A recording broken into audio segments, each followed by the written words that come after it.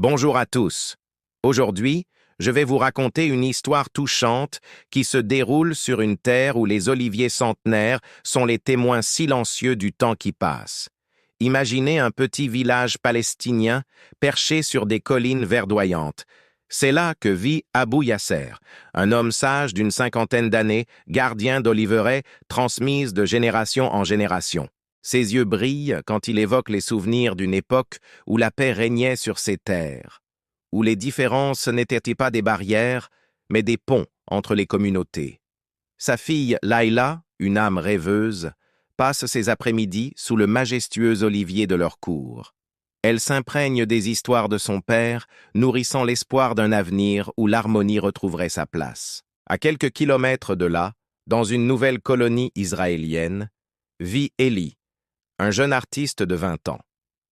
Son pinceau capture la beauté des paysages environnants, transcendant les frontières invisibles qui divisent cette terre. Pour lui, l'art est un langage universel qui parle au cœur, au-delà des conflits. Un jour, le destin tisse sa toile. Leïla découvre près de la clôture un dessin abandonné, une représentation minutieuse de son olivier bien-aimé. Touchée par cette œuvre, elle laisse un message. Qui a dessiné cela? C'est notre arbre. Cette simple question devient le début d'un dialogue extraordinaire. Ellie trouve le message et répond. Jour après jour, sous une pierre près de la clôture, leurs mots s'entrelacent comme les branches d'un olivier. Ils partagent leurs espoirs, leurs rêves, leur amour pour cette terre qui les unit plus qu'elle ne les sépare.